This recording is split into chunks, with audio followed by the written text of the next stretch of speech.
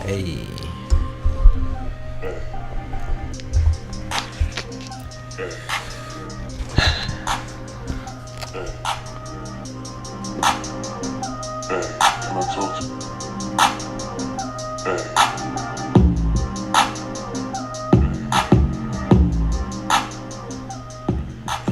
You're now tuned in to another ColeLogic experience.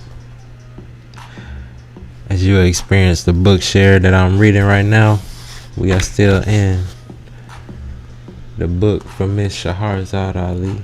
How did that come up? Oops. Excuse me. The Black Man's Guide to Understanding the Blackwoman.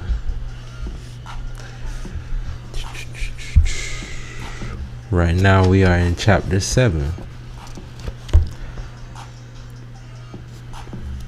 I might get, let me see.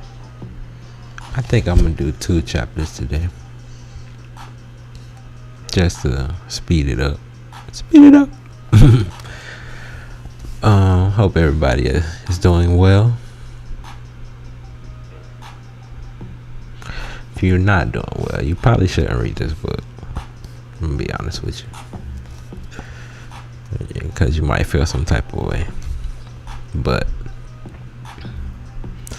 chapter 7 is revolving around family relationships. So we're gonna get through this reading.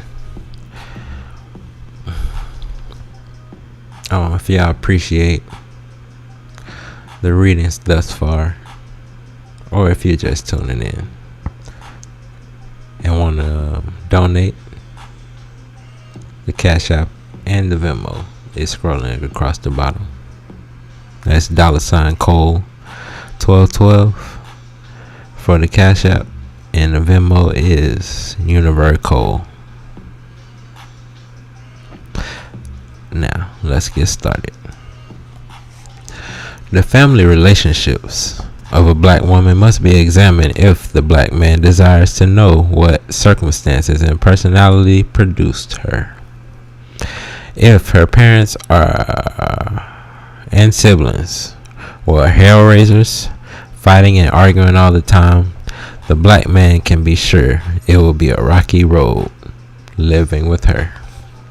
The black woman can only live what she knows, and there is no magic to a wedding ceremony or marriage certificate that will instantaneously correct her ideas about how life should be lived. Her home life and prior relationships with men during her childhood will have great bearing on how she treats her husband. Human behavior is the result of training, repetitive instructions, and familiarity of environment. The black woman is known to take her family's side against the black man if push comes to shove. If a member of her family does not like her man, she will often ask the man to be nicer to that particular relative, so the relative will form a better opinion and accept him. She is more apt to concede that if the family member dislikes him, there must be some legitimate reason than to stick up for her black man and try to get her family to change. She is so easily swayed by her family to believe that her man's faults are so visible that everyone he contacts can spot them. She also has the tendency to try to force the black man to live up to the requirements of her family. She will consult them, confide in them, and take their advice. Sometimes she will refrain from making a decision on her own until she checks with her family. Many of them consult their family on every instruction the black man gives. She is known to take her family's advice on everything from keeping house to bedroom protocol. Sometimes, if the black woman is angry with the black man, her family will adopt the same attitude and side with her against with him without even knowing his side. The black woman also has a tendency to take sides with her mother against her father. After all, he is still just another man. The black man is generally thought of as wrong no matter what the topic, especially if he is not doing something the black woman wants him to do and does not have an acceptable reason for abstaining. The black woman extends these same privileges to her girlfriends. The relationships with her girlfriends are of vast priority and importance because she can count on them to give her sympathy and understanding about her problems at home. Black women lie for each other when it comes to covering up or supporting a story to the black man, and they feel no guilt about it. It's another club rule. It is a given among black women that some things cannot be presented or discussed in front of black men. They call it girl talk. The men prefer to call it what it is, gossip. They will stay on the phone for hours discussing and debating other people's problems. They will yak around the clock. But there is another level of conversation the black man does not hear or does not know exists. Most of this is classified as some more girl talk, but it is of a more vile nature, and filthy language and reference are exclusively reserved for the discussion of black men. I'm gonna read that sentence again because I feel like I messed that up. Most of this is classified as some more girl talk, but it is of a more vile nature, and filthy language and references are exclusively reserved for the discussion of black men. This conversation is protected from the ears of the black man because black women know the subject matter will shock and appall him. It is during this conversation that black women laugh at and make fun of the black men and brag about the successes of their tricks played on him. They laugh at how he talks, walks, dresses, what he does for a living, and how he performs in bed. All black men get grouped together during these sessions, and they have no special loyalty to any man, whether he is their husband or not. The black woman has perfected the art of deception, and she can fool the black man into thinking she admires something, and then later on with the girl she may go back and tell him what a fool he is. Whenever the black man manages to win an argument, get his way, or make the black woman submit to something, she calls in the troops to discuss the problem and get advice on how to handle it. The worst result is that she will have to admit the black man is right, so she searches and researches among other women until she finds a solution. She stops at nothing to prove him wrong. It may be days later, but she will not drop the issue until she gets him to admit he made a mistake and doesn't know something. They will also devise a very intricate and deceptive test among their friends or relatives. They believe themselves to be the ultimate test givers, and the black man's actions under the rules of the test determine the grade he receives. She will set that black man up to see if he will respond to the sexual advances of another woman. She may use a family member or a friend he doesn't know. Whatever the appointed actress report is what the black woman will believe. She naturally believes a woman who claims her that her man tried to seduce her or made a pass at her. This confirms the suspicions she has had all the while, and all hell breaks loose. I gotta pause right there. Let's talk about commentary. They had a skit where you sit at the table across your ex or something like that, where she had set the dude up with somebody she just found that was beautiful, and the girl, he didn't sleep with her, but she told the girl, the actor told the girlfriend that he did sleep with her, so they could break up and she could take her place, because she didn't deserve a nigga that wouldn't sleep with her, even though she was asking, and she was beautiful as she was. I just had to stop that right there. Where was I? All hell breaks loose. The black man is so trusting that he is surprised that they actually set him up. He must remember that he cannot trust her. Left to her own warped devices, she will create confusion and put the black man in hell about it by blaming him. She cannot be trusted, nor can her motives be trusted until she is trained, and she is hard to train to behave properly. Sometimes the entire family structure is tainted with wrong ideas and wrong treatment of the black man. Her family will show misplaced loyalty to her by using the principles that blood is thicker than mud, men will be men, and that nigga ain't shit. These principles are not always at work in his family, but the black woman is perfectly comfortable saying negative things about the black man to his mother, who also belongs to the black woman's secret. Wait a minute. Authentic page flip. I need to be like the old folks. Shit, I gotta get it together. The Secret Allegiance Club. Sometimes the mother will agree with the daughter-in-law, by sympathetic, and tell her how to handle him. All black women are familiar with the experience of trying to get a black man to do something and he refuses to do it. Therefore, all of them understand the predicament of trying to live with a defiant black man, the one who is a hindrance to the happiness of the black woman. While black women believe that they would change if the black man would, they use the excuse that since he won't change, they won't either. This attitude drains the lifeblood out of the black nation.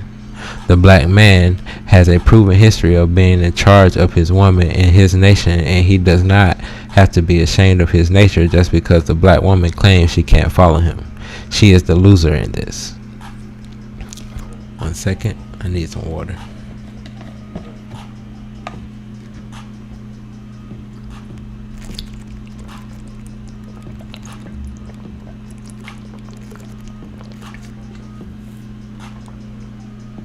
Appreciate y'all letting me do that.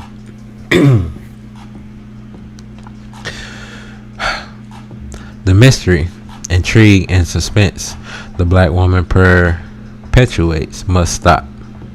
She uses behavioral modification techniques on the black man to force him to go along with her ideas about how he and she should be. Her ideas are clouded by the Western society ideas, but she thinks that her opinions and ideas come from herself. They do not. As a result of not having any ties to her cultural roots, she is open to any and all suggestions from any other race. She thinks that how she is natural, and that her ideas are from a sequence of mathematical events which have evolved to produce who and what she is today. No nation can rise when the natural order of the behavior of the male and the female have been altered against their wishes by force. No species can survive if the female of the genus disturbs the balance of her nature by acting other than herself. The black woman does not accept the real definition of who she is. She is that. Sorry. She thinks that she has several choices of how she can be. She chooses randomly if her choice proves to be unsuccessful, she chooses another. She may adopt several kinds of lifestyles and purposes during her adult tenure. She changes religions and opinions as easily as she changes her shoes. She does not realize that her floundering purposes destroy her nation and create unstable offspring. No family can be successful if all the members have different beliefs and value systems. They must be agreement There must be agreement on the unity of purpose and goals. The purpose must describe the principle, excuse me, sheesh, by which the family will reach the goals. What blacks have in their family relationships must make the disconnection and scattered family ties where there are no overall laws which are respected by all the members. I'm going to read that again. What blacks have in their family relationships now makes for disconnection and scattered family ties where there are no overall laws which are respected by all the members. Thus, the black woman, being the first teacher of the family members, since they are all born of a woman, must instill in the family children unified training and rules. There are some black women, as a result of emotionally traumatic childhoods, who do not get along well with their parents, especially their mother. They have been known to talk to her very disrespectful and treat her badly. They are inconsiderate to her wishes and desires, and have become so used to talking to her roughly that they do so in front of other people, who may be shocked and outraged that a daughter would treat her own mother in such a way, an awful way. Many of these women are frustrated. Excuse me. Many of these women are frustrated and blame their mothers for being the reason they are so confused and or unsuccessful in their adult relationships. Others treat them badly because they think they are in a way and try to butt into their business too much. No matter what the reason, no black woman should treat her mother, the one who brought her in the world, with disrespect. Albeit there may be just cause for the daughter to feel regret or hostilities, it is not right to verbally and physically abuse old people. Many older blacks are financially unable to support themselves or too ill to live alone and just desire to be with their grown-up children. When it's possible, the older parents should be allowed to have quarters in the same house nearby, or even in the attic or basement of their home of their children if they have no place else to go. Extended family members should not be rejected as useless because they are growing older, have ailments, or do not want to live alone. Neither should the black woman house with the black man because he treats her mother better than she treats hers. Life-long disagreements should be discussed and settled, with the black man being the arbitrator if necessary. The black woman can have no real peace in her own life if she is carrying unsolved hostilities and grudges against her own mother. This also goes for her relationship with her father. Often, black women who grew up without a fatherhead in the house, or who grew up overhearing her mother defame her father's name, or who saw activity she deciphered as bad treatment against her mother by her father, do not know how to live with the black man in peace. She brings a hidden agenda to the relationship of distrust and sometimes hate for all men, which may be deeply rooted in her childhood experiences with her own father or other men folk in her household. A black woman who was raised in a broken home environment has no masculine mentor by which to pattern her behaviors toward her own man. In this kind of situation, the only example she has of how to treat a man comes from television, movies, books, and magazines, plus her friends' experiences. She will have a tumultuous time adjusting to living with a man daily and treating him properly. She will be defensive, secretive, and suspicious. She will also be combative when challenged on her actions toward her man. She will also have difficult time raising her sons and daughters because she will not know how to teach them their proper natural roles in life. Try as she may, unless she is given new instructions and information from another source, she will revert eventually to her own mother's behaviors, traits, even if she currently deplores the way her mother raised her. It is all she knows. By the time she studies, listens, and learns how to behave to make her relationship successful or raise children properly, it is often too late. The relationship with the man may be irretrievably damaged, and the children may be grown. In addition to the wasted lifetime spent fighting against her man, she will be sending her own children off into the world ill-prepared to get along with their mates. Thus, perpetuation of an inherited culture of family maladjusted is passed from one generation to the next, and problems of not knowing how to mate successfully are then compounded by racism. All of these habits result in the black community being disorganized because none of the inhabitants know what they should be doing or why. The family structure remains the primary institution of learning. The black people in America have commenced to recognizing and acknowledging the fact that blacks do not know their own history, where they came from, and therefore have no collective sense of direction about where they should be going. However, since no acceptable explanation or definition has been adopted as an official doctrine, blacks remain emotionally disabled by psychologically disjointed. Okay, I'm going to read that again. However, since no acceptable explanation or definition has been adopted as the official doctrine, blacks remain emotionally disabled by psychologically disjointed. Over the years, the terminology has changed. The styles of expressions have changed, and each generation of blacks continue to point outward, blaming social economic pressures as the culprit. The last 300 years have theoretically been spent identifying the problems.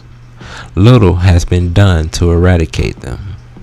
The American government has been powerless to intervene on a social level to straighten out the black family. It is not their responsibility anyway. It is the black man's responsibility to straighten out his own family, starting with the black woman. When he corrects her, he corrects his entire nation. He cannot do it alone because he does not raise the children by himself. He can set the example in his own home by treating his woman and children right, being obedient and respectful to his own mother and father, and becoming steadfast in his determination to make a change. He and the man closest to him must meet and honestly take a look at the status of the black family and their interpersonal relationships, and perhaps make agreements to make changes in their house. Backpedaling around the issues and continuing to be scared of the black woman has no place in getting this job done.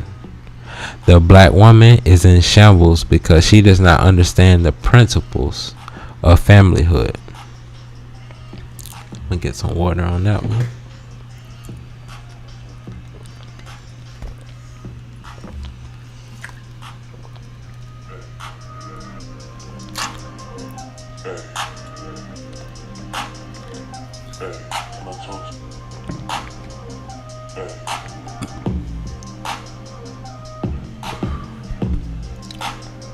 Alright, we're going into family secrets now.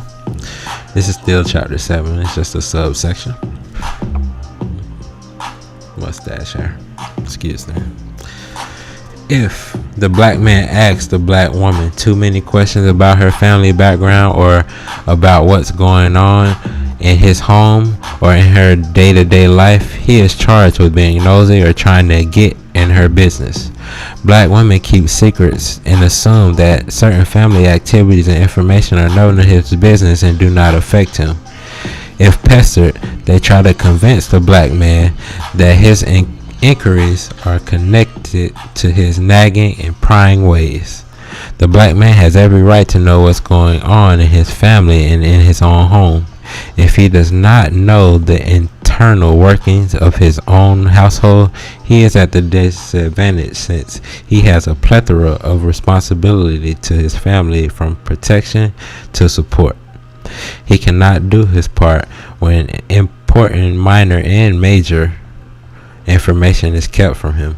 Sometimes the only way the black man knows what's going on in his home is to ask the children, or wait until old folk page turn. Ooh, that shit works.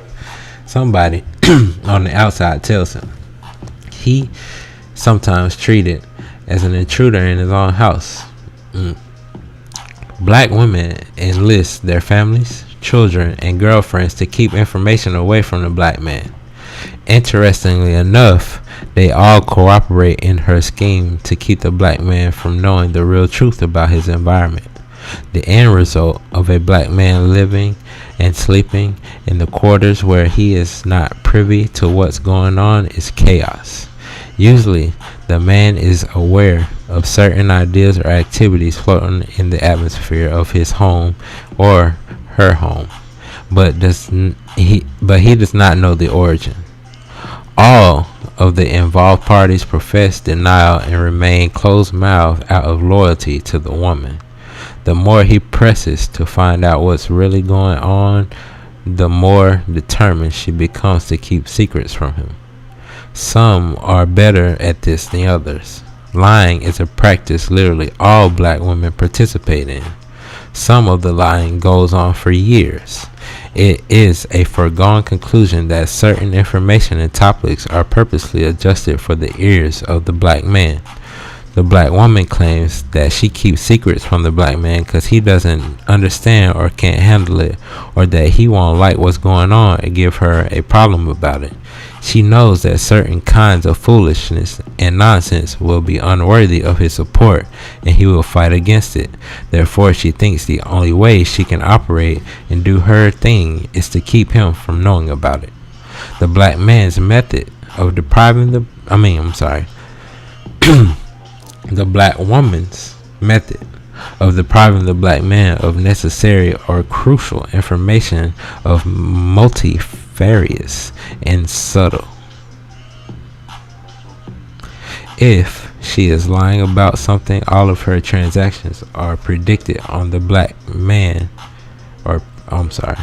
if she is lying about something, all of her transactions are predicated on the black man not finding out the truth. Her ability to cover up lies and disguise the truth is impersonal and matter of fact. She feels no guilt. Lies are a bleak necessity in her life to continue her tragic defiance against the black man.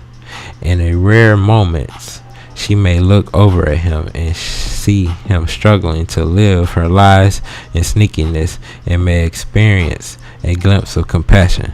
She knows she has lied for so long about things that it is impossible to go back and tell the truth or erase them. For as far back as she can remember, she has been tricking him and playing some kind of game on his mind. Sometimes she lies just to keep him busy trying to figure out the truth. It is like a game to her. The winner gets to have his or her way. Sometimes she lies because she believes that a few little white lies spice up the relationship and make it more interesting.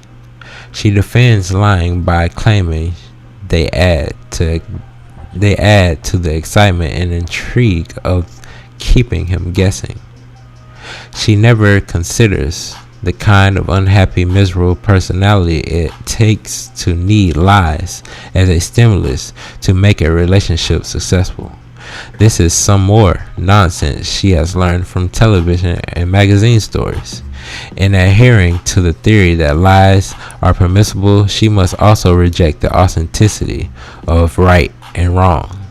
Her modern state-of-art values tell her that nothing is all right or all wrong. She deals with situation ethics. She lies and tells the truth depending on the situation. She obeys or is disobedient according to the situation, and is agreeable or disagreeable according to the situation. She has no overriding principles governing her life whereby she is able to observe and make a determination about validity and uses that decision as a constant. Her judgments are spontaneous and change. She is ruleless.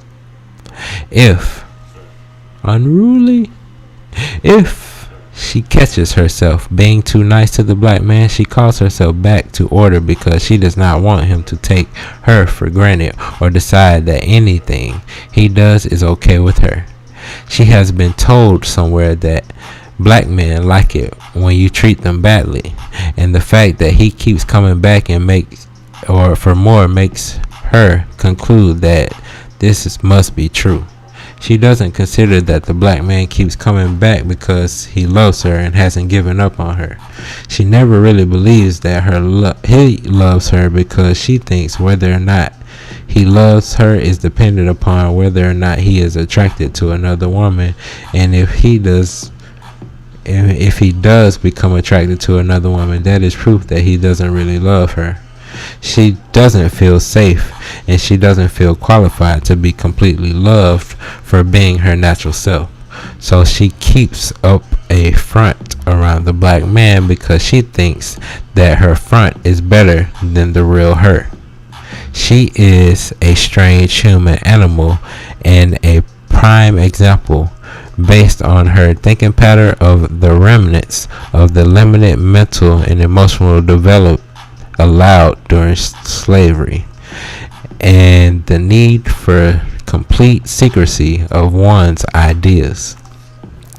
She represents the genetic mutation created from that period. She naturally rejects any explanation offered to her about the cause of her ambivalence.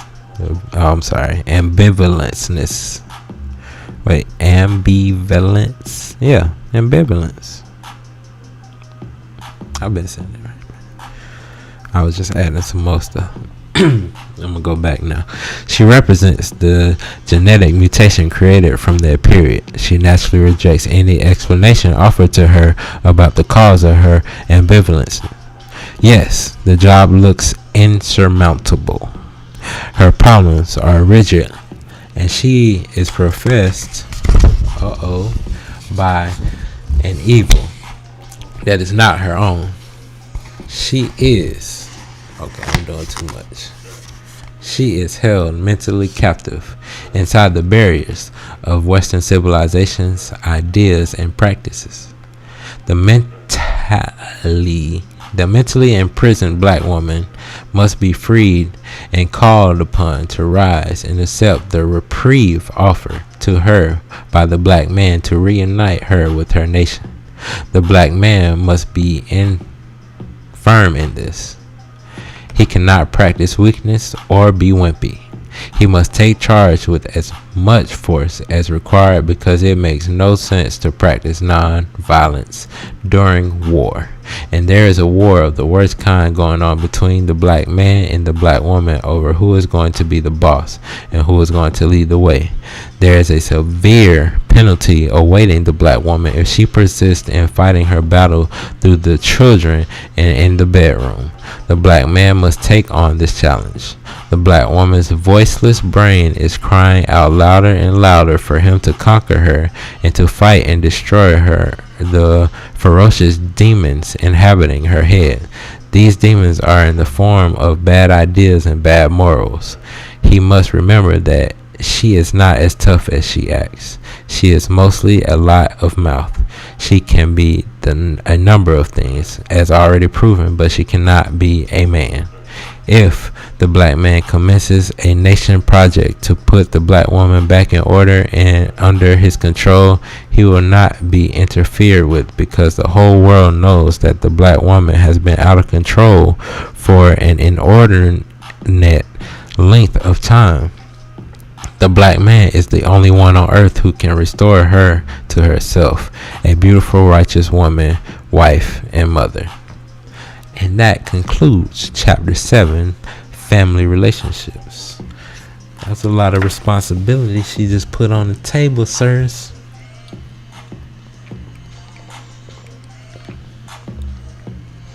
I'm curious to see how many women get this far, because